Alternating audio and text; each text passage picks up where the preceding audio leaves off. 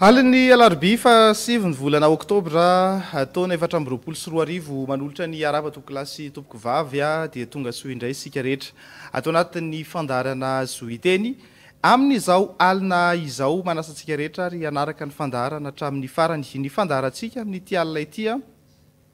dia hifantoka bebe kokoa zany amin'ny fifidianana ben'ny tanàna sy ny mpanolotsaina ho tanterahana eto Antananarivo renivohitra. Resahantsika ny eto Antananarivo renivohitra satria lasa fohy be ny ady hevitra maro samihafa aloha zany amin'izao fotoana izao eo amin'ny resaka tontolo politika ny renivohitra Madagasikara fa mety hisy ny fotoana iresahantsika ihany koa an'ireo renivoham-paritany hafa dia any Androany aloha zany efa vita soma tsara araka ny fampalalam-bavona raha antsika tamin'ny Androany ny ataontsika hoe tirage na ny fisariana na ny antsapaka ny laharan'ireo kandida izay milatsaka ho ben'ny tanàna eto Antananarivo. Androany dia nanasa mpanao politika, mpamakafaka politika amin'ny rahalahy ny fandaharantsika zoiteny iresahantsika anaovantsika moa zany hoe famakafakana ny makasika ity fifidianana ben'ny tanàna ity sy ireo kandida ilatsaka zany ao anatin'izay fifidianana ben'ny tanàna izay mba ahafahantsika mijery sy manokatra ny ataontsika hoe ny fomba fijery ny tsirairay avy satria zava-dehibe loatra ity fifidianana ben'ny tanàna sy mpanolotsaina ho atrehantsika eto amin'ny firenena ity. Eny ary izay no lava fa atolotra avy hatrany angamba aloha ny vahintsika amin'izao alina izao ny vahintsika efa teto ihany fa niverina miakatra ny fandaharana Andriamatoa Bruno Ramahenina Ranaivo izy dia birao fohy be mpikambana eo anivon'ny birao fohy be zany eo anivon'ny antoko MFM azo lazaina fa efa ampolo taona nanaovan'izany vahintsika zany politika ary afaka aneo hevitra tsara izy amin'ity androany ity mafantatra tsara izay fiainana ara-politika teto Madagasikara zay. Miarabanao tompoko dia misaotra betsaka manaiko vahiny. Dia misaotra anareo amin'ny fanasana dia miarabantsika zay eto amin'ny plateau moa zany misaotra anao namana Narianja Nanasa, misaotra ny namana Rapatsalahy ihany konko ifanakalo hevitra eto. Hevitra moa no ampidintsika eto ka dia mino sy matoky izay fa ahazo tombony amin'izany ny mpanaraka antsika ao amin'ny fandaharanao. Eny ary ny vahintsika manaraka koa dia Andriamatoa Rapatsalahy Gérald izy indray dia olom-pirenena mpamakafaka politika. Mpamakafaka politika nanomboka tany amin'ny taona 5 sy 2000 tany no nidirany tao anatin'izay politika izay fa rehefa amin'ny fotoana lehibe tena ilana azy izy vao hita dia isaorana be dia be ianao ary fa tonga soa tao anatin'ny fandaharana zoiteny misaotra betsaka tompoko. Misaotra betsaka amin'ity fanasana amin'ity émission androany ity. Miaraba ny tsika rehetrarehetra eto amin'ny plateau ary miaraba ny olona rehetrarehetra koa mpanaraka ny zao émission zao dia misaotra indrindra amin'izao fanasana zao. Eny ary maninona moa no hoe ny fifidianana ben'ny tanàna eto Antananarivo no nofidintsika ho resahana amin'ity alina ity satria eto aloha no renivohitra Madagasikara ary eto no ataontsika hoe miainga ny ambiance politika rehetrarehetra mafana izay miseho eto amin'ity firenena ity. Tamin'ny androany aloha zany efa vita teny amin'ny OVEC tao anatin'ny filaminana tsara mihitsy ny tirage ho an'izay ataontsika hoe kandida izay hidirantsika tsirairay eo ireo kandida ireo rehefa avy eo. Fa ny fanontaniana voalohany tiako apetraka aminareo mirahalahy aloha dia izao hoe inona moa zany ny tena mazava-dehibe aloha anty fifidianana eto Antananarivo ity indrindrindrindra ka hoe ben'ny tanàna ny resaka. Teto mantsy raha vao miresaka hoe fifidianana ben'ny tanàna eto Antananarivo dia miverina tany amin'ny taona 2 sy 2000 ny sain'ny rehetra, verina tany amin'ny taona 5 sy 2000 ny sain'ny rehetra ao anatin'izay ary aty amin'ny taona 420 sy 2000 isika amin'izao fotoana izao inona ny zavatra hitranga eo zany le baraingo indrindrindrindra ao anatina hoe ny tontolo politika amin'izao tena mienjana ny tady eo amin'ireo olona vitsivitsy izay efa reny anaran'izy ireo hatramin'izay ka hatramin'ny androany andriamatompo reo no raha maheno ia misaotra anao mifanontaniana ngamany hoe ho raisiko tsirairay aloha zany ho fampatsahivana ny mpanaraka atsika reo mpifaninana amin'io 1 Desambra io a dia nga razanamasy ndrina za miny fa misy matoky sy mahana fa raha samy ankizy niara-lehibe zahay a niara-tezay natany Tomasina tany a tamin'ny fotoan'androny a ankehitriny fa samy nahazo azo taona daholy a ny anarana zao ankehitriny zao raha fijery ny momba ny ndrina razanamasy dia ny hoe azo lazaina fa ny anaran'iray no ety mangataka ny dingana vitan'ny tompokola Guy Razanamasy rainy a nandalo taon'ny fivondronana Antananarivo a en tant que PDS a dia avy eo ny epita nakany amin'ny resaka primature tany teny Mazorivo a anaran'iray ny ety mangataka satria dia amin'ny lafiny anankiray araka ny fampahafantarana teo a zahay ao anatin'ny antoko MFM dia ny MFM zany anisan'ny nampisongadina zany Guy Razanamasy zany dadatoan'ny tompokola Germain Rakoton'ny rainy i Guy Razanamasy dia tompokola Germain Rakoton'ny rainy no nampisandratra azy tao anatin'ny resaka fivondronana aloha dia avy eo izy lasa Prime Ministre iny no zany tsy vaovao aminay io ny anarana kanefany a raha zoina dia ny hoe eo amin'ny sehatra politika le anaran'iray zao no ety mangataka ao anatin'le izy namana ndrina zanany zany ndrina Razanamasy dia tsy dia tena mbola fantatra teo amin'ny sehatra politika ny zavatra nataon'ny rainy ngamba ny référence mety hoe azo ny arangaranga hoe ny dadako ohatran'izao fa raha izy personnellement ohatran'ny mampanontany tena dia eo moa zany ny fikambanany ny olobe eto amin'ity Antananarivo ity zay anisany ny rainy raha dinihana amin'izay endriny zay dia very koa za hoe anjara ampifidy ny mijerijery ny momba an'izay fa dia tsy manana structure izy raha ny tena fizoina ny antoko politika no natokana handray anjara amin'ny fitantanana firenena any ny famolavolana any ny garabola manomboka amin'ny garabola politika ianao zay zao fa atao hoe 4 taona na MFM mantenako nanomboka tena mpikambana tsotra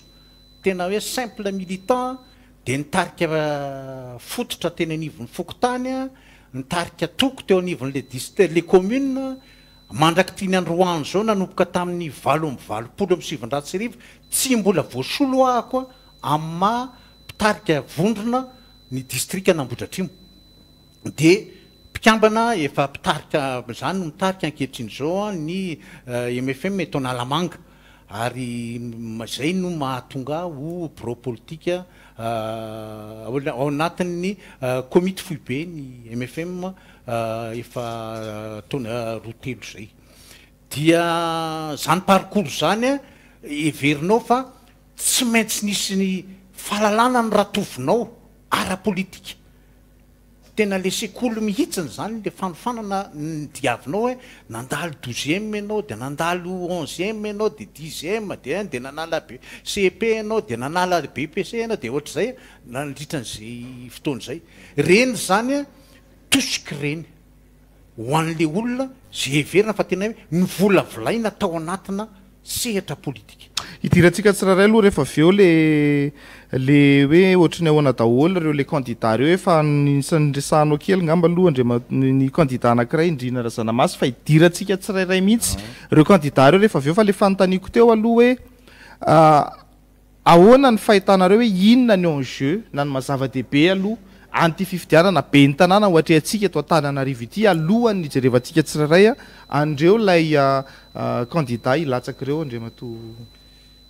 Fahitako azy zany le enjeu anty anty voalohany indrindra aloha renivohitra Antananarivo. Dikan'izay tokony fitaratra ho an'ny gasikara ray manontolo sy ny ho an'ny any ivelany zany hoe renivohitra zany.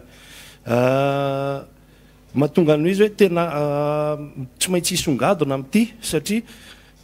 be da be le lesona tokony ho raisina tao anatin'izay fotoana maro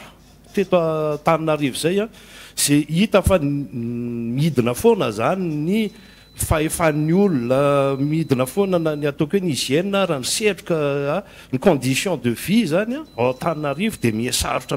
nefa renivohitra. Le mission le olona tonga may ireo zany dia avo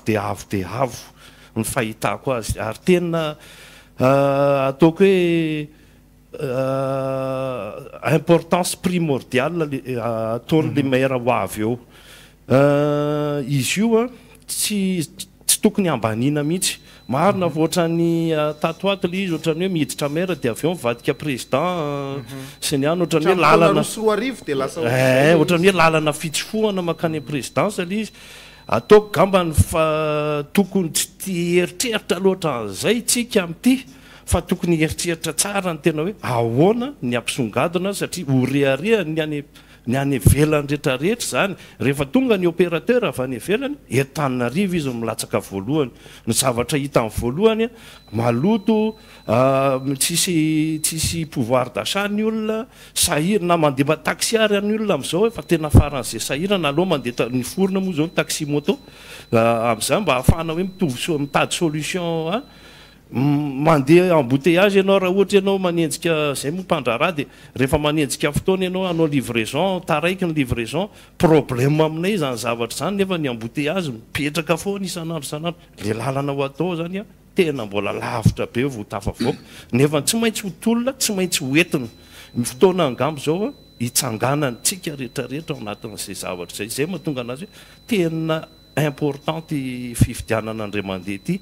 satria tena tournant ao anatin'le fiainana Madagasikara. Amin'izao fotoana izao Bruno Ramahenina malaza be ny resaka hoe lasa sehatra ny fifandonana ara-politika ny tanànana Antananarivo ary ahinona fatratra izany ao anatin'ity fifidianana be ny tanàna ity. Ahoana ny fahitanao an'izay? Zay aloha dia fa everiko fa ny tantara no mipetraka vavolombelona zay tsy vo izao zany tsy vo tao anatin'ny 20 taona nalalana an'ireo anarana maromaro mifamoivoy amin'izao fotoana izao fa efa trany amin'ny elaela efa tany amin'ny 90 taona raha dia efa azo lazaina fa hoe antony mety mahatonga an'izay an'izay satria le Antananarivo ny ka amin'ny mariny vohatra azy dia point d'éclatement raha ohatra ka resahana amin'ny resaka fomba sehatra politika izy dia hoe eto raha misy atody atsipitsika zao eto dia tonga dia hoe mitotry reto Antananarivo dia vaky eo dia tonga dia miparitaka dia zay zavatra zay zany no anehoana ny ohatrany hoe fielezan'ny foto-kevitra anankiray entina anatsarana na mety hoe zay eritreritry ny tsirairay arakarak ny fomba fijeriny tsirairay aby zany ao anatin'io zany no anjoina azy zany ao anatin'le izy ka enjeu lehibe le Antananarivo amin'ny antsonao fa dia tena voalohany aloha raha eto amintsika zany dia 65% 5.5 isanjaton'ny mponina na ny mpifidy malagasy dia latsaky ny 5.20 taona zay ny statistika moins de tsy hoe mifidy fa ny hoe ny mponina dia latsaky ny 5.20 taona zany ny 5.20 isanjaton'ny mpifidy ireo nefany raha zoina zany dia ampahany distrika ray roa kely any amin'ny faritra ivelany ny faritanina Tananarivo zao no atsasa manila ny vahoaka malagasy dia azo lazaina zany fa rehefa mandresy eto Tananarivo ianao de mandresy de raha raisitsika zany hoe ahenatsika le izy hoe le tena hoe maire zany no jerevana de hoe maire kely atao hoe lehibe indrindrany dia eto Tananarivo renivohitra dia io nefany tandindrony any amin'ny faritra rehetra any ny zavatra mitranga rehetra eto zany henon'ireo olona rehetrarehetra any amin'ny faritra reo dia eto koa ny ainao antsika rehetra nareo de tena hoe ao anatin'ny segondra vitsy de fa tonga any amin'ny faritra zay ana rehetra any daholo ny zava-mitranga eto Tananarivo de mora ny trandraka azy zany manosika an'izay zavatra zay mba ho tonga ny potsofony tsirairay ao anatin'izy noho izany zany tena azo lazaina fa tsy azo maivanina mihitsiny ity fifidianana be ny tanàna indray maky ity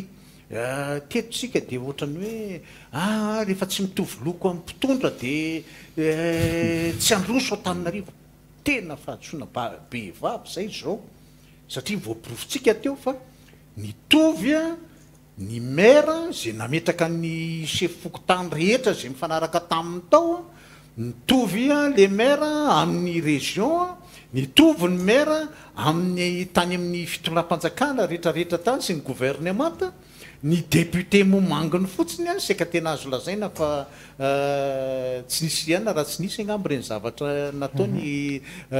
mpanina teo aloha Christine reny de tsy de tena nisy zavatra fivana firy tao anatin'le izy fa ny olana kely zao de ny hoe presque même topo ny zavatra ny fomba ny fidianana any mpanina Christine sy mpanina am'izao fotoana zao io tena lany zato isan-jato de mifono inony zay zany rapitsy amala an'izay fa za zany ametraka an'izy zany fa za hoe fifidianana anisan'ny tena hoe tsy azo amaivanina indrindra ny fifidianana be ny tanàna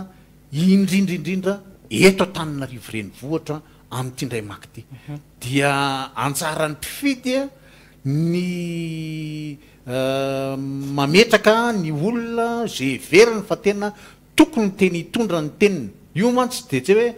tsy hoe Tananarivo ny resahana de hoe merina daholo fotsiny no eto fa cosmopolite Tananarivo amin'ny maharenivohitra azy tonga daholo ny avy any amin'ny farany atsimony avy any amin'ny farany avaratra ny avy any farany atsinanany avy any amin'ny farany andrefana mivangoko etotsika samy mifanosokosony eto andro malalina dia ao anatin'izay ny taraina any amin'izay faritra ny evin'ireo tsirairay avy reo olona zay efa mipetraka eto avy any amin'ny faritra reo no mitondra ny tenin'ireo ao anatin'izay ary amin'ny alalan'le fifidianana no anehoany an'izay hatreto aloha zany zao no hoe faran'izay hoe mba tsy isinny fifandona-kevitra sy ny fifandonan'olona ohatran'izay efa nitranga tamin'ny fifidianana faraparany nitranga teo zay nanomboka tamin'ny desambra ny nakaty dia tokony ho amin'ny alalany ty resaka fifidianana ity no haneholontsika an'izay fotokevitra izay hoe apetraka le maire zay tokony tena everina fa mahalalana Tananarivo mahalala ny olana Tananarivo mahalala eny konkoa zany mba hoety hoe fomba amahanan'le olana satria zay rehetra atao zao de olana daholo tsisy zavatra tsy misy olana eto fa tena olana daholo ny rano sotroana rano hoe rano aina ny jiro ery de efa any de efa mipetraka ny olana mandeha manaraka an'izay zany ny fiheriana rehetrarehetra midofotra manaraka an'izay an'izay ny fitaterana ny sinisisa rehetra de efa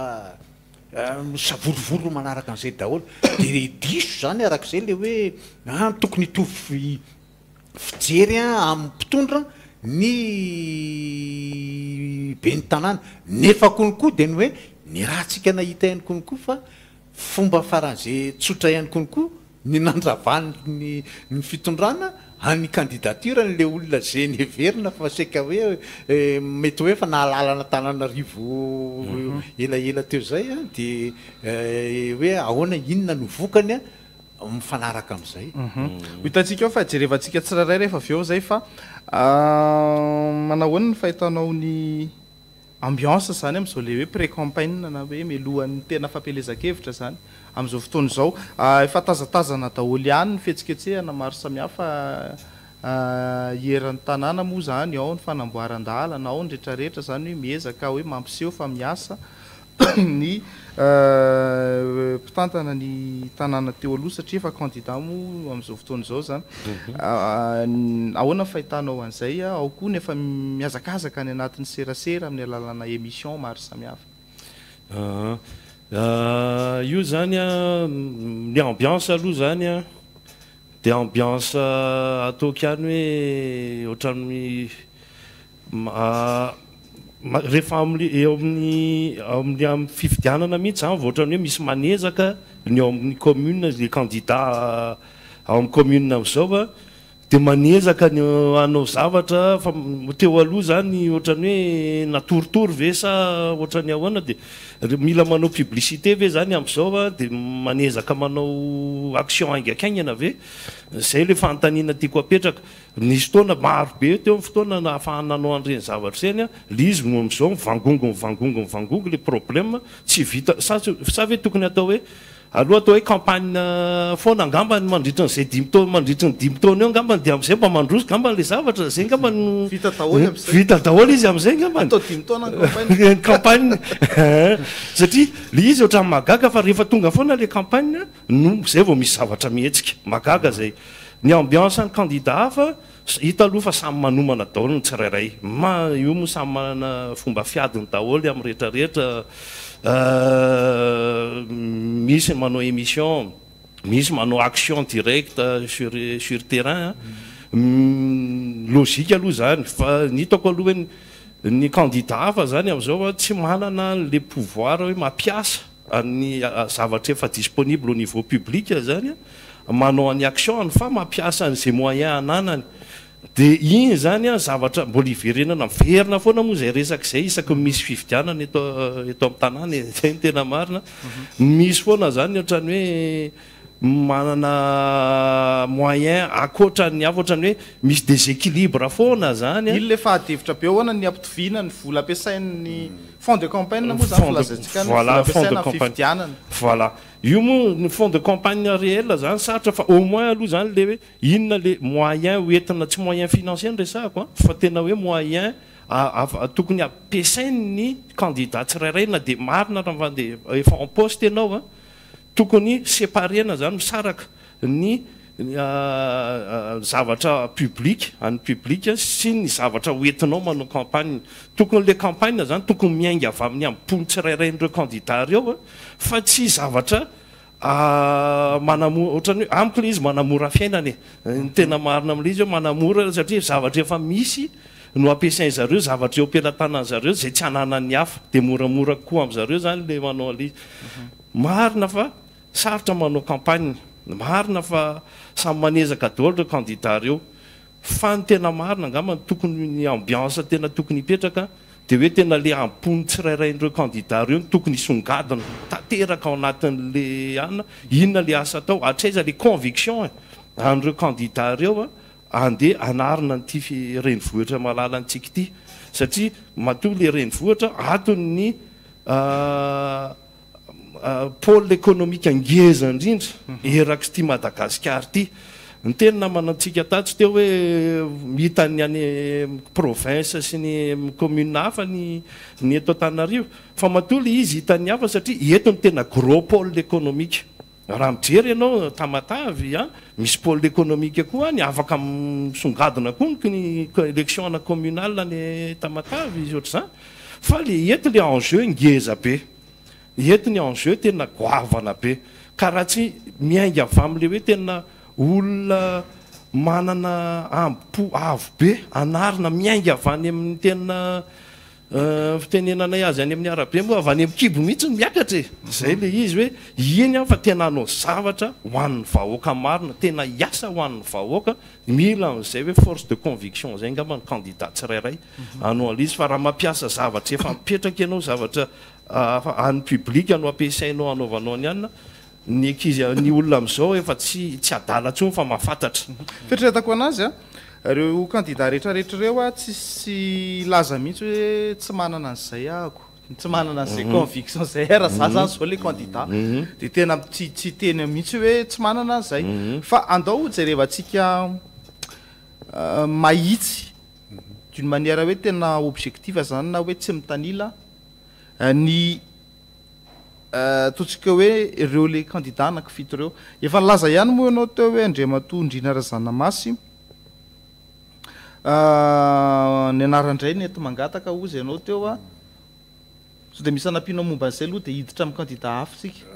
veriko angamaloha fa hoe ampy aloha zay de ho hitantsika ny any hoe anampy tampina azy arakarak'izay fizotrany adihevitra eto raha momba ny nga Ndrina Razanamasy ny candidat anankiray ihany koa ao anatin'ny zay a ataontsika araky ny laharana azony zareo androany a zava tompoka Tahina Razafinjoelina ataontsika hoe mpanohatra isan'ny tsy nivadibadika mihitsy hatramin'ny taona 2025 hatramin'izao ahoana ny fahitanao ny Tahina Razafinjoelina Andriamatoa Bruno Ramahenina ia ny namana Tahina Razafinjoelina aloha dia ny rainy nga Tahina Razafinjoelina nga Razafinjoelina rainy zany dia anisan'ny ao amin'ny membre ny comité foibe MFM hatramin'izay ny sininy MFM ary hatramin'izao zany hoe mpitolona mihitsy zany mpitolona MFM izy a membre ny bureau politique ny comité foibe miaraka amiko zany ao anatin'le izy fa ny ankizy a rehefa lehibe koa fanosokosona tamin'ny tompoklamanandafy io i Tahina Razafinjoelina satria ny rainy moa zany tena tanakavanany tao ihany konikoa dia zay nahazo ny tompoklamanandafy tamin'ny fotoanandrony dia anisan'ny tena hoe tsy lavitra an'izay koa nga Tahina Razafinjoelina satria zanaka atao an-trano no zany a dia azo lazaina fa tena hoe zanaka io a ary elatra io a ary rehefa relatra izy de mba nanangana ny azy a ny titanindrazana ka nitsofinay rano izy ao anatin'izay fa de fa kanefany a zay a raha ohatra ka dinihana ao anatin'le izy hoe ankizy lehibe teto Antananarivo ary ao anatin'izay de ny hoe mpanabe io eto mpandrarah io eto ary tsy mpandrarah eto fotsiny io fa mpandrarah iraisam-pirenena ihany koa zany hoe anisany a manana teny holazaina ihany konikoa izy a raha eo amin'ny resaka sehatry ny fambolena no resahana satria dia anisany hoe manondrana zay zavatra tokony azo ondrana mba isiny ny vola vahiny a miditra sao de manondrana volamena raha ngaty angamba aloha tsy any am'izay kosa fa mba any amin'ny resaka hoe vokatra aloha hitsinao tsara le hoe manondrana fa ny olona vao hoe manondrana de fa mety hoe fomba fandraisantsika azy fa raisanao tonga de côté négatif be le fomba anazy fa tsy izay loatra ny zavatra anana fa tena hoe le fambolena vokatra ny fambolena sy ny zavatra zay ataontsika eto dia mitadiny lalambaritra ao am'izay izy a any am'ireo firenena ivelan'ny Madagasikara zany dia iverina fa de ny hoe akoatra ny fanabiazana zay ataony mpanabe izy a manana ny université izy eto a dia iverintsika fo zay hoe mba mamolavola ihany konikoa zany a ny olona hitantana rahampitsony ty fireneny ty dia mba azotsika raha zaina fa mba manana anjara briky lehibe eo am'izany izy a koa araky ny teniko teo hoe eto Antananarivo a no maro indrindra ny tanora sy ny université zay anisan'ny lehibe indrindra eto Madagasikara de io akatso io a de reo zao efa manana université maromaro a privé isan-karazany a de feheverintsika fo zay hoe voavolavolany ny zanaka Antananarivo nisy fandarana manokana nataon'ny Andriamatoa Tahina Razafinjoelina isan'ny nanontany anazy tamin'izay moa zahako sy ny mpanao gazety anankiray namana zany tao anatin'izay ary tao anatin'izay izy namberimberina fa hoe ny asa ihany tsy maintsy atao tsy afaka ny ampanantena tsy misy ok'izay mifampanantenana pokaty raha nanontaniana ihany koa izy hoe raha ianao ve hanokatra ny 13 mai dia mazava ny valiteny tamin'izay hoe 1 ary zay tamin'ny C11 tsy nahazo 13 mai dia inona mozy izay maire anankiray ao anatin'izay rehetrarehetra zay zany tiako resahana ao anatinay hoe ho zakan'izany tahina Razafinjoelina zany ve le tanàna n'Antananarivo raha ny fahitanao anazy raisiko amin'ny faraparan'ny fanontanianao teo hoe 13 mai mbola zava-dehibe ve ny fangalana ny 13 mai fantatritsika ny fiarovan'ny fitondram-panjakana anio ohatry ny anak'Andriamaso matahotra mafy anio ny mpitondra satria teo ny poirany dia teo ny nanaovany amin'ity fampanantenana rehetrarehetra ity zay raha ntsika malalany hoe atraizany fiafaran'izy ireny sy ny mety hoe natongavany teo amin'izao toerana zay misy azy ankehitriny zao dia za mieritreritra fa raha ohatra ka endrika valifaty no angalana ny 13 mai na nokafana 13 mai na sy zay mety hokianja hafa mifanila amin'izay dia za hoe tena fahadisoana be vavy zany tsy ahitan'ny firenena tompontsoa zany ary indrindra tsy ahitan'ny vahoaka malagasy tompontsoa ihany konokoa zay resaka valifaty zay fa rehefa tena hoe aneo hevitra ianao menasehatra ianao io anaovanao ny hevitrao amin'izay zavatra tianao atao na te hanova ianao na te hanatsara ianao na te hanamafy ianao dia 1 Desambra atreo arak'izay zay tao anatin'ny panorama namana renja dia zao tena niady fo mihitsy zay fa hoe hampadio ny fifidianana eto Madagasikara re dia andao hitakitsika lalam-pifidianana vaovao tsy isiny ny resaka akanjo zay rina sur mesure ampalitaonao io zao raha ho anao ampanaovinao io mety somby dia za ilaza aminao zany ao anatin'izay zavatra zay fa nolavina hatramin'ny farany zay narosina indray ny resaka apogénie resaka hoe génie le gouvernement d'entente nationale intermédiaire pour les institutions stables aniny dia mbola lavina ihany konokoa iny reny nefany dia olona tsy latsaka ho fidiana mihitsy ny hiditra ao anatin'ny gouvernement teo na hatrany amin'ny chef président fokotany ary raha ny tokony ho izy zao dia tokony présidente fokotany ny fidiana voalohany dia avy eo tsika ny fidy maire dia ny fidy niakatra nanao ohatran'izay dia efa nisy lalam-pifidianana mipetraka zany tao verina kely amin'le tahina hoe inona zao no tena point fort zany hoe tahina Razafinjoelina zay aloha zany dia ny hoe mieritreritra aloha zany fa ny antécédent politikany ny volavolain'ny antoko zay nisy an'iray iny zay io no ohatrany hoe raha nanao vaksiny zany dia io no nandefa ny vaksiny tao aminy aloha voalohany mba hiampitany le fanilo miampita dia nampiasainy any amin'ny resaka ty tanindrazana zany zao le zavatra dia any anatin'iny izy zany no hoe io fanabiazan'io ne ka ilaina volavolaina mielo raha ny zafi-keliko zao no tokony ho tsimbinina sy ho banjinina ny fanabiazana azy dia iza aloha zany ny tena fa tokony nisy rafitra napetraka mba hitezana dia iny nefa avy eo ny nampitaina teo amin'le hitezana ny raiko dia avy eo nipita nakany amin'le mankany amin'le zafikely dia amin'izay fotoana izay hoe mifanaraka ny tantara ny pirenena sy ny kolotsainy mifanandrify amin'le vanim-potoana zay iainana fa itsika zao volavolaina ao anatina fotom-panabiazana lavitry ny kolotsaintsika adinontsika tanteraka zao ny mombany hoe inona ary zao ny mahagasy ianao dia ny teninao sisy nefa io teninao io ara tsy voafehinao dia le langue maternelle hoe le teninireny io teninireny tenin-drazana tanin-drazana any ny fototeniny ana le teny ka eo anatrehan'izay resaka izay zany dia ny hoe adino zay ny azakazahana zao dia ny teny frantsay ny teny anglisy ny teny sinoa ary zao efa azakazahana ny angli ny teny indianina zao tsy de misy firy mbola ny zava-misy tahina razafonjoelona manana fanetretena be zay raha ny anatin'ny tambazotratserasera any zao misy milaza hoe io de efa duel entre Tojoravalo manana sy tahina razafonjoelona de izy hoe mbola resitsika zao mbola misy fomba fitenenany anazy tao anatin'izay hoe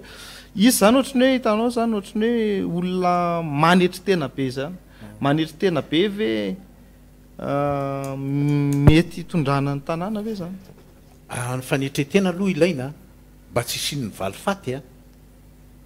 zay aloha satria raha tsy zay raha ny candidat sasany zao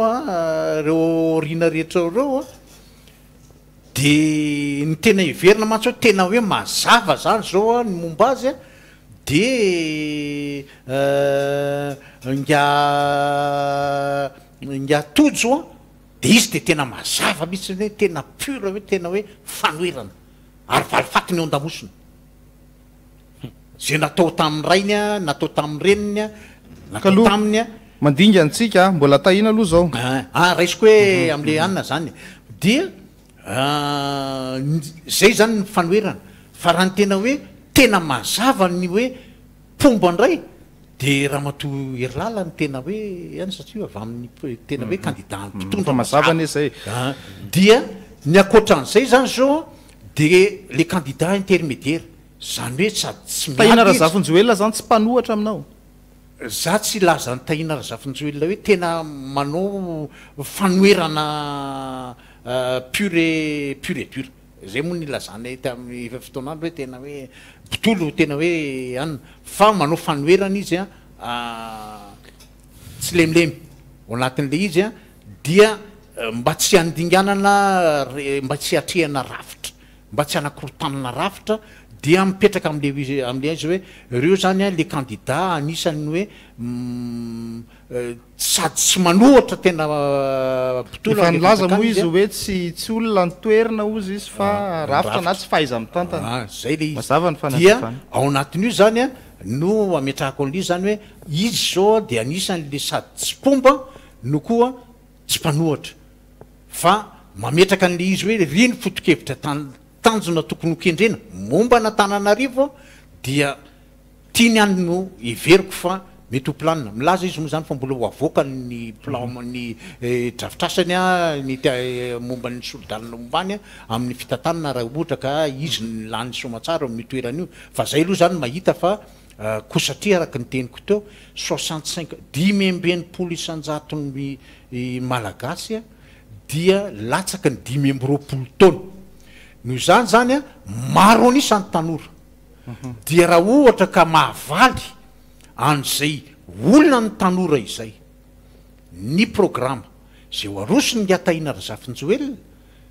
satonany efa entiny ny momba ny fanabiazana zay ataony satria mahatali tompona sekoly fanabiazana sekoly ambony azy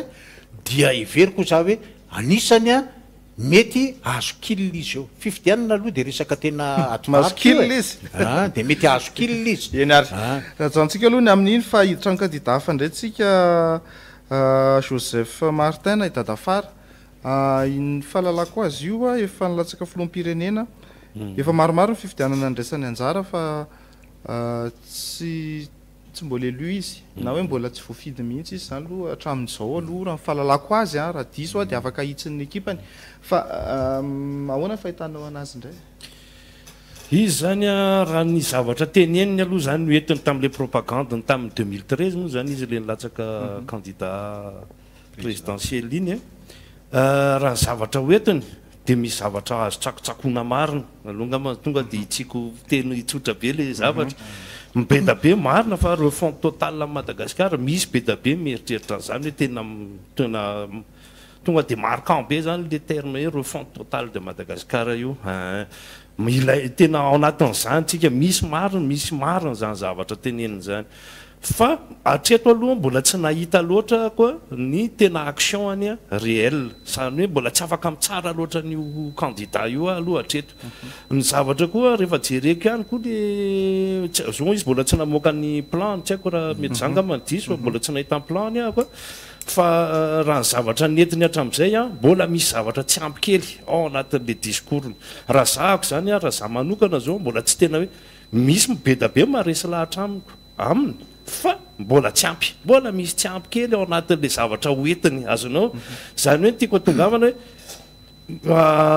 fijery na olona indépendant fijery na olona tahivoatra mampitay androso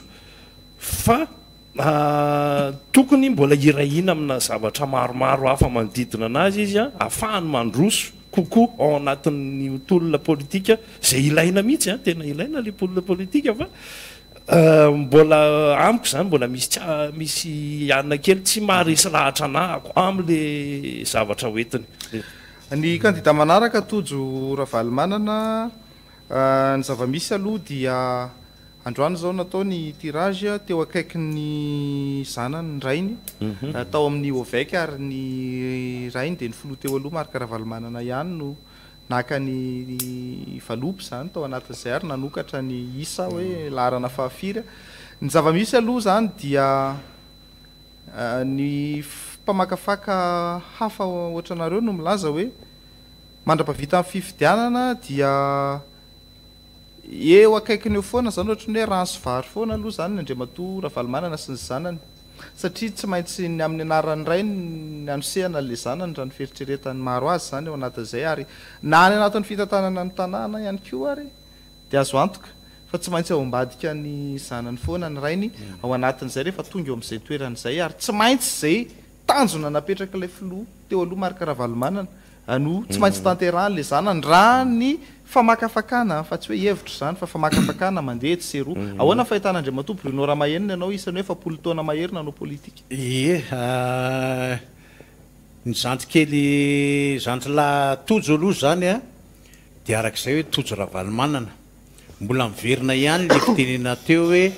ny anaran-dray a no enti mangataka amin'izy ity mbola tsy nisy teto amin'ity fireneny ity a zany hoe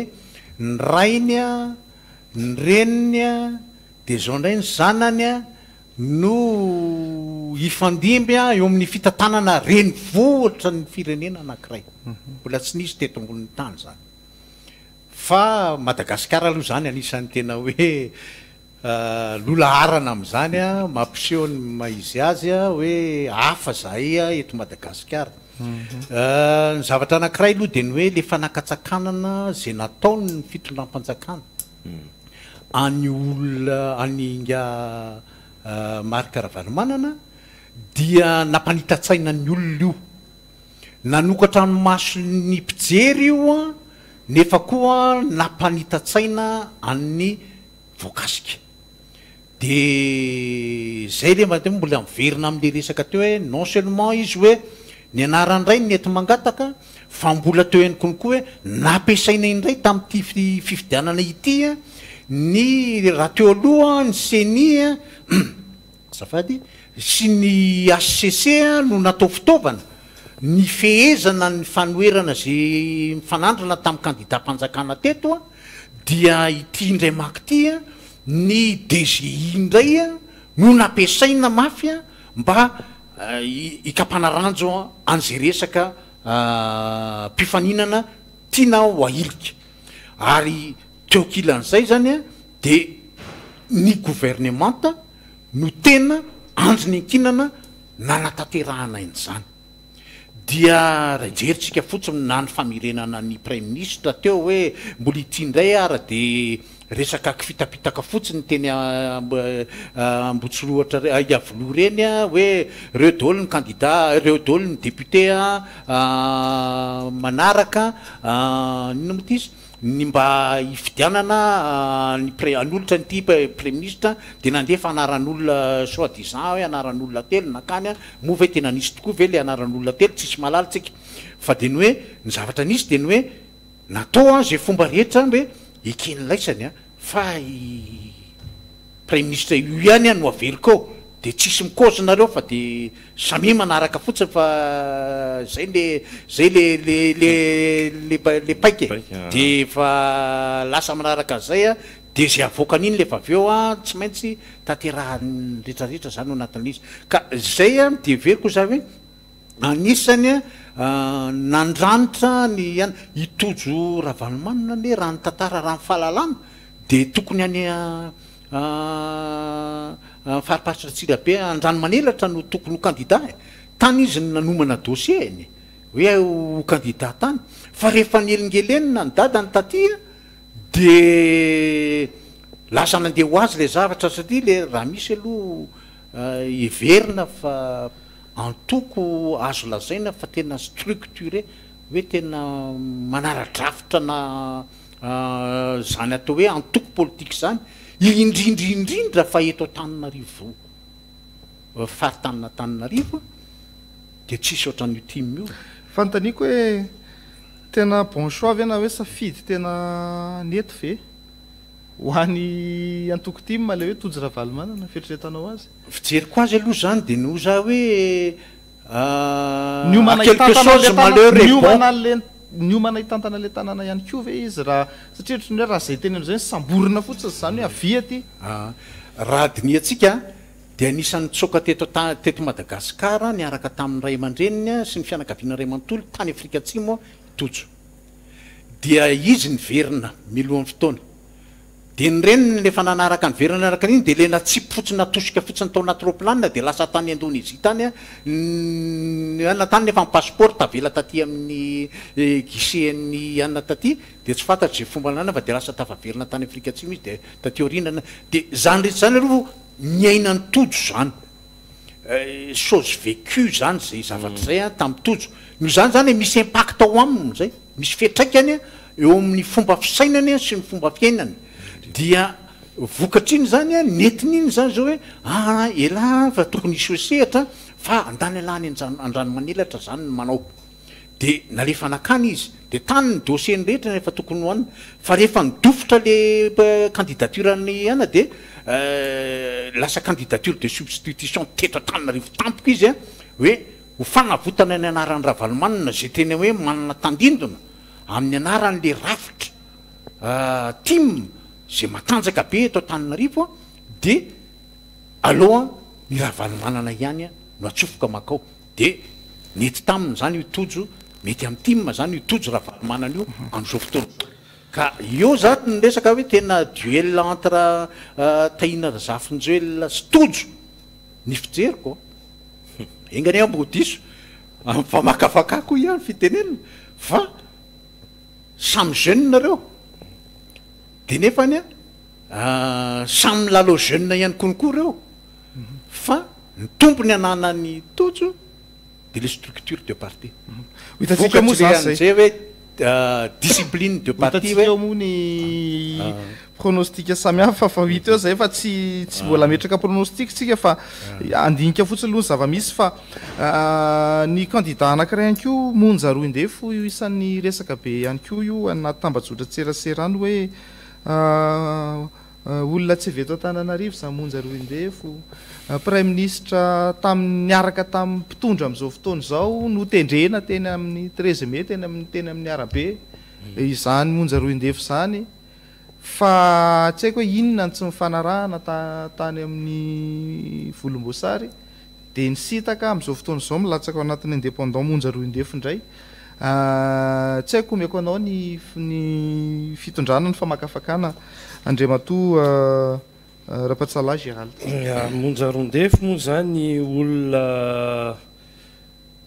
efa nitolona efa fantatra fa efa nitolona satria reny tamin'ny 2009 reny efa hita fa nisy teny Ambotsikorohatra moa nisy zavatra nitranga hita izany fa olona niaraka nitolona niaraka amin'ny vahoaka efa iny zany aloha le conviction hiaraka amin'ny vahoaka zany mipotra amiko momba Monja Roindefo ny akoatran'izay izy marina fa manana ny hoe teo papany ny efa nisy tantara koa momba ny papany tsy iverenako lalina angambany izy namera ny papany sy ny natonga anazy te anateto Antananarivo sy député fa ohatrany hoe mitohy ny asa zany fa misaraka tsara iverena kely zay manko rehefa avy eo misaraka tsara le asa amin'ny papany a sy le c'est les convictions en papany sy les convictions le monjarondeva dia olona tena hitanao mihitsy hoe misaraka ny fomba fitondrana ny zavatra fa na dia hoe mitolona amiray ihany ary a fa misaraka le fomba le paikadiny le olona anankiroa mazava tsara zany fa monjarondeva efa olona mipetraka sainana efa mipetraka ary manana planina mety efa lavitra ao anatin'izao tolona hoentiny androany zao fahitako azy koa monjarondeva dia tena zay le hoe izy avany Tuléar azo resahana zany fa azo resahana koa ne zany momba ny dadafary izy zao avy amin'ny fianaratsora tsy diso ahako azo resahana fa tsika ave mbola iresaka an'izany amin'izao androntsika zao so dia problemana fanarenana aloha ny tokony jerena fa tsy problemana fiaviana angamba no tokony arahana akaiky le fahalalana ny Tananarivo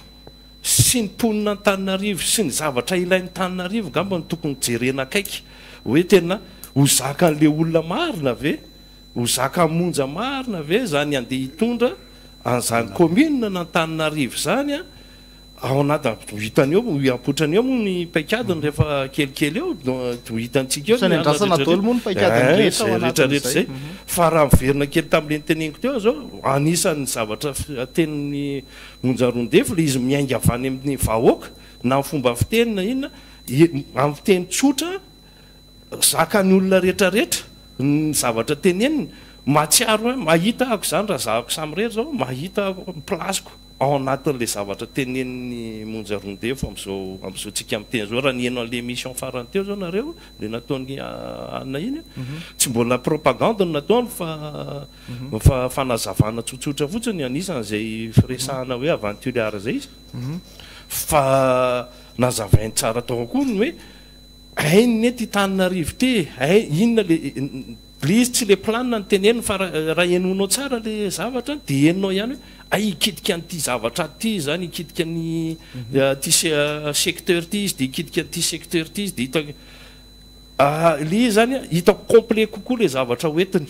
le zavatra teneniny zavatra posé zavatra misy valeur le izy tokony hitondra fitraikany any amin'ny tsirairay directement tokony hoe hivoatra zany ny fandehan'ny zavatra raha fomba fijeriny raha fomba fiteneniny teo aloha nenona dia tena eno tokony hisy zavatra androso tokony ao marina zany le zavatra miainga avany amin'ny tena ampopony ihany ary anainga ny olona izy miainga amin'ny vahoaka be da be ho an'ny olona rehefa miresaka ianao any amin'ny arabe sy ny any eny tsy azontsika dino fa monjarondeva moa zany filohan'ny monima tsy monima zany rehefa miresaka ianao any Isory any Manjakaray any Andravanga misy lanjany zany monima zany antoko anisan'ny farany efa ela teto amin'ny Madagasikara zany antoko monima zany misy zavatra maro nefa nataony zany monima zany nisy tolona misy faty olona efa nandeha nefa ny ohatran'izay ihany le matsiarovan'ny olona zany hoe monima tsy azon'ny olona sarahana loatra zany ny hoe ao anatin'izay vision zay foana na indépendant ary izy amin'ity tsy maintsy ao anatin'izay vision zay satria tsy afaka hofafany androany akory ny mahamonima anazy na fa tsy maintsy miara ao anisan'ny tantarany zany amiko aloha zany monjarondeva dia anisan'ny olona tokony mety isongadina ao anatin'ity fividianana ity anisan'ny olona ho afa tsy hoe tsy izy rery fa za be da be ny olona afaka misongadinao mazava ho azy fa anisany izy tsy manaraka fiteny azy amin'ny teny frantsay hoe dans les jupons de son père sy ny anina sy ny anina za tsy teny ela be momba an'izay fa izy tsy mila tantanana izy rehefa mandeha anina fa vitany reriny azy ny zavatra tokony ataony ary défi be ihany koa zany hoe olona avy any Tuléar latsaka ty Tananarivo zany bien sûr tena défi be le izy ary ny zavatra tokony tsapany olona koa nefa fetraika ny zavatra avy eto Tananarivo makany amin'ny Tuléar be da be ohatrany ny impact zany hoe avancement ny capital zany a dia mampandroso ny faritany rehetrarehetra noho ny fandrosony ny capital zany hoe mety azo ny angambany hoe raha te hampandrosony any amin'ny faritany koa izy dia tsy maintsy mampandrosony eto Tananarivo aloha. Ny manaraka Gasikara Fensoa kely vetivety momba ny monja teo io koa anisan'le candidat hoe ny anaran'ray ny eto mangataka ray zay kanefany a eo konokony mpiara-dalana tamin'ny fitondrana amin'izao fotoan'izao tamin'ny 2009 zay nahatonga azy ho lasa premier ministre moa tamin'ireny dia raha tsika malala ny zava-nitranga teny Antaninarenina tamin'ireny fotoan'andro reny a nefany a dia nailiky ny mpitondra Rajoelina izy a rehefa azo le fanjakana dia adiny teo raha namana nefa teny amin'ny arabe mihitsy nefa teny amin'ny arabe misy tantara raha tsy fantatra fa misy tantara raha hoe tokony anisan'ny maty tao anatin'le alina tao izy fa tonga tapoka teria Ambatobe izy ny alina ny anany fa kongala tsy maty tao dia ohatran'izay dia zany hoe rehefa anisan'le olona natao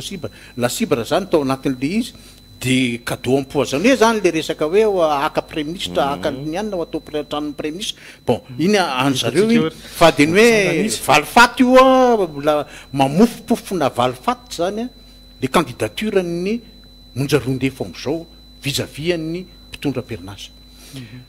I resaka Gasikara namana anary andra dia zao no fijeriko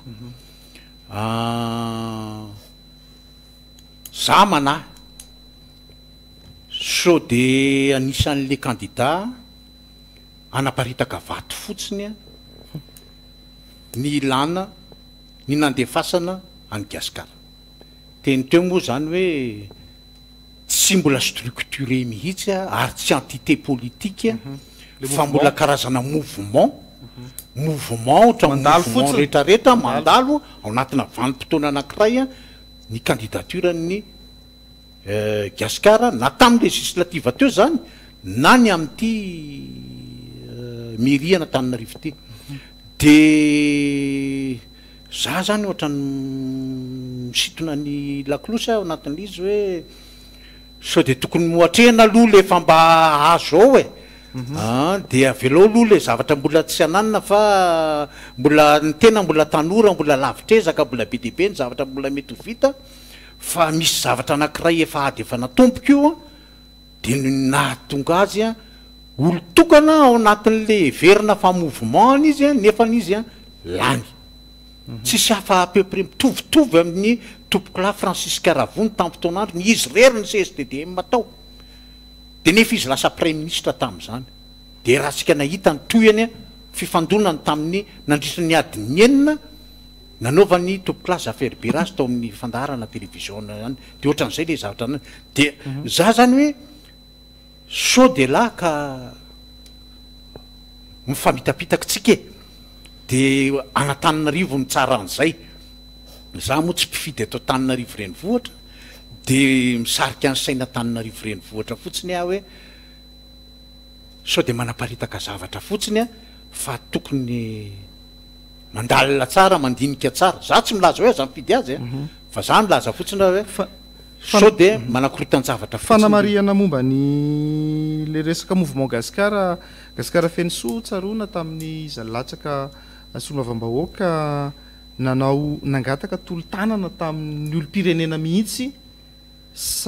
tao anatin'ny resaka hoe volana ampiasaina amin'izao fotoana izao tsy dia tazana loatra ntsony zay hoe aiza le fangatahana tolo-tanana ho azy fa tsy haiko hoe ny volana vitsivitsy nahalany solombavam-bahoaka ve dia ahafahana manangona sady fond ahafahana miatrika le fifidianana zay hoe distrika be dia be zany hoe raha ohatra zany hoe misy distrika firy na boribory firy atao Antananarivo dia fois multiplier an'izay zany mety hoe vola laniny tao anatin'le distrika anankiray tamin'ny voalohany multipliena fois zay zany raha nanao an'le propagande eto Antananarivo avaiza le loharam-bola eo amin'izay mampatonga ny olo-pirenena mieritreritra hoe iza marina tena ao ambadika Tsika moa zany tsy tady ny hoe izany ao ambadikiza am'ireo rehetrarehetra reo fa fotsiny hoe milatsaka izy aloha zoany zay fa fotsiny hoe mba tsy siny fantsosom-panantenana ho an'ny hafa sy koa izy tena ny mamita tena amin'ny antsonao zay hoe raha arrondissement fahatelo no latsahany na alany azy ho solombavam-bahoaka de tia misy arrondissement anakeniny atao Tananarivo de manahoana ny mety fiatraikan'izay ezaka tsy maintsy ataony ao anatiny vanim-potoana zay voafetra de voafetra ny fanaovana propagandy de zay ny mahatonga amin'ny teny an'izy hoe sao de mamita tena sao de mamitakolona de manjary ohatrany hoe le kely mba tena tokony ho vitanao tsara manjary singambolo mety andavony vosotra rehefa kelikely de le zavatra lavitrizaka mba tena mba tokony ivelaranao ho simba nyty resaka fifidianana am'izao ty zay tsy lany am'ireo ane ka ho sahirany hitatsika eo ary lala raha manantsoa no natolotry ny Irmara efa ela moa ny andrasana hoe iza zany candidat ny Irmara voatendry ny PDS kay le PDS voatendry ihany ny candidat rehefa aveo candidat moa zany izy am'izao fotoana zao ny asa ray volana ary niaro ataontsika hoe niaro ny zay zavatra nataony tao anatin'ny fihetsiketsehana serasera be tena nampisehoana misy tao anatin'ny ray volana niasa mafy izy ampy ve zay hoentiny makany amin'ny fifidianana zany hoe ampy ve zay sarotra ny tsara olona anatin'ny fotoana fepitoykely ohatran'io raha ny zavatra hoetiny le énergie hoetiny aloha zany de hita hoe misy zavatra ao anatin'le misy énergie any ny hitako hoe raha ohatra mijery ianao zao ny fiainany akoatran'ny ao anatin'io any amin'ny sehatra communication moa zany ny tena mpandrara izy anina hita izy aloha fa mandroso ny zavatra ataony zany akory tsy midika hoe zay zavatra atao any amin'ny mampandrarahanao no entinao aty amin'ny commune de hitovy ny fomba fitantanana sao de hiverina amin'le problème taloha ihany koa le misy ambiguïté amin'le fitantanana zavatra privé sy ny fitantanana zavatra vahoaka so miteny fotsiny ahako hoe tandremy ihany fa sao de fanakaiky loatra le limite manko amin'le zavatra io ny ao akaikin'izay koa izy candidat Irma nefa ny ohatran'ny misy zavatra tsy de mazava ihany anelan'elan'izy ireo nefa ny aveo izy mampiseho ihany hoe miara-miasa nefa ny tsy haiko ohatrany misy zavatra tsy de mazava zany ao anelan'elan'ny zany zavatra rehetrarehetra zany aiko aloha hoe ny olona mety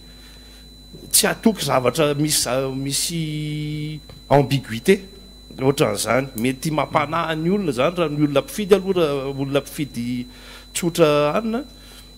mety ho sahirana ihany ny eritreritra hoe miditra azy de avy ohatran'ny trondro zany ohatran'ny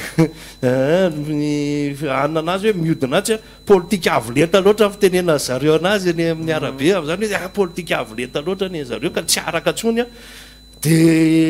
bon ny fantatra koa nefany hoe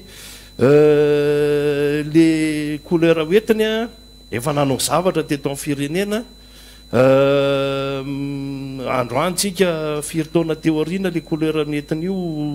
tsy de fantatra aiza zany moa zao tsika am'izao raha matoty fividianana communalité tena hoe zavatra goavana am'ty satria tena efa rendrika lalitsika de nefa ny aiza ho aiza zany responsabilité any couleur io ao anatin'izany zavatra rehetrarehetra zany ao anatin'izao situation antsika androany zao hoentin'ny marina fa mety hitolona ja mbola tsy mahafantatra ny planina ny zareo koa tsy mahafantatra n'zay discours ny zareo mety diso okenganyaka ho diso fa tena marina de am'izao aloha raha mifijerevako ny sehatry ny politika global zay manko le any marketing manko zany hoe manao auto concurrence de rehefa manao auto concurrence ianao marque anao anankiray avato rehefa simba marque ato de manimba le marque rehetrarehetra manodidina anao miaraka aminao azanao de ohatran'izay ihany zany le tiako atongavana hoe mety anahirana kely ihany ny fandehan'izay zavatra zay planina ny madame Arlala ve tena planina anazy manokana sa planina napehatra imposena azonao zany mbola tsy raha tsy convaincu amin'izany rehetrarehetra zany sarotra be amiko aloha zay ny fahitako azy. eny ary tapitra ny fotoanantsika fa mbola misy anampiana kely veloha ianao. Mikasika kely an'ity ramatoa Erilaly ty Arilaly ty voalohany aloha tena fohy loatra le fotoana zay niverana fa hoe tokony nanaovany a démonstration ny fahalalany a an'ity Antananarivo ty. Tena borné be tena ohatrany hoe nifantoka loatra tao amin'ny resaka varotra braderie sy ny karazany a no ny tena nalalana an'le olona. Fomba fisaina ny TGV sy ny Irmara sy ny zay tsy fantatro miaraka aminy ao a le mampiseho hoe bogosy ty a de bogosy zandrikely tamin'ny fotoan'andro nampifaninanana ny hoe anonganana ny Ravalomanana de ohatrany hoe nanaraka satria le arak'le statistika ny raha zayko teo hoe maro anisany eny tanora eto Madagasikara de nandeha le izy de tia marketing ihany ndray konkoa hoe tena manjara le sipa de alors angaty no aretirety ndray konkoa zany mba nana ambabona ny bandy rehetra eto amin'ny tanàna mba ohatra zay fa za zany mieritreritra tena zavatra sasananky samy manany azy mihitsy ny fitantanana tanàna ary indrindra reny vohatra zay mahantra indrindra eto ambonin'ny tany sy maloto indrindra eto ambonin'ny tany tena farantsika raha vany amin'ny vodiny no raisina voalohantsika raha vany amin'ny vodiny raisina ary farantsika raha vany amin'ny lohany zany hoe capitale reny vohatra firenena maloto indrindra zany de eto no tena ohatrany hoe mahatonga n'le fifondramonina avany ambany vohatra rehetrarehetra miakatra mamonjy reny vohatra de io mameno ny sisin-dalana rehetrarehetra io vokatry le fahantrana tsy fanana n'le fitondram-panjakana tetikasa mba ampivoarana sy ampandrosoana ny any amin'ny districta tsirairay avy any de kobakambava mibetsaka nanao ty izy teo hoe nangana faratsyntsika usine ray isaky ny districta de manisy tsika firy zany zay ny vita aloha am'ireo districta rehetra raha eto Antananarivo misy firy ny districta enina ny district eto zao de firy am'ireo zany ny vitan'le fanjakana aloha de nefa izy manolotra n'ity olona ty zay tsy mahalala ny bisibahany resaka politika mihitsiny ka za zany ao anatin'zay zavatra eto za hoe ohatrany diso safidy any io fitondrany io manolotra ny anio ramatoa io fa izy rery moa ny vehivavy ao anatin'le izy de mety eritreritra zareo fa mety hoe mety ho tafavoaka io fa ny tontondro vola tsy fakako hoe manahoana le tontondro vola fanao hatramin'izay any de mety hoe zavatra hafa zay kanefa raha misy nanaovana an'izay tokony nanaovana ny préparena ny kanja ho an'zy candidat ho atolony amin'izao fifidianana zao fa tsy hoe ao anaty ihany ianao vao nde amokivoky reo samy rery eo ny olona efa tena mihoatra ny vala daholo mihoatra ny tapindohany daholo efa difotra tanteraka io resaka jiro sy raha io de tena problema be ho an'ny firenena io de any io tsy eto fotsiny fa tena misandrahaka eraky Madagasikara ray manontolo le problema na rano de za mana anahoana ny fahavaratsika am'ity mijeritsika andreo hoe nanamboarana ny C3 io fa manahoana ny évolution le asa any fa tapitra ny leratsika tapitra tena tapitra ny leratsika fa tsisy ray minitra avoanareo tsony tena makasitraka be de be de misaotra betsaka nanaiky ho vahin'ny fandarana zoiteny mino fa misy ho tsakotsakony any atokantrano any zay zava-dehibe aloha amin'ny voalohany ohatran'izao ny karazany hoe mampafantatra sy manao an'izay analyse zay am'ireo candidat ny hainao manjery any amin'ny firenena efa mandroso rehetra dia manao an'izany foana ary efa misy ireo ataontsika hoe candidat na ny maire tahaka izao zay apetraka ihany koa ny hoe mahafifidianana goavana n'izany fifidianana hoe maire zany fa tsy hoe ny fifidianana filoha-pirenena ihany na ny an'ny solombavam-bahoaka ihany akory ny lehibe eo amin'ny firenena anankiray fa zany fifidianana be ny tanàna zany de isan'ny tena tokony ho raisin'ny vahoaka ho zavatra matotra mihitsy zany satria iankinana zavatra be de be de zay no hoe zahantsika tomboka eto amin'ny fandarana zoiteny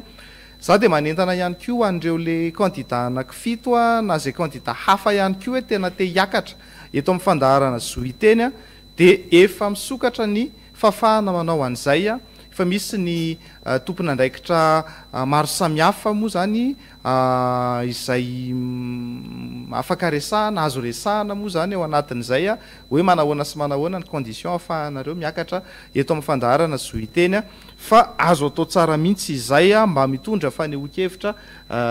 tahaka izay zany fa ny androany aloha dia efa makafakana ny ataontsika dia misaotra betsaka ny vahiny mankasitraka antsika tany atokantrano mankasitraka ny teknisianina mametraka ny mandra-pitafy fa ao amin'ny rahampitso indray veloma tompoko.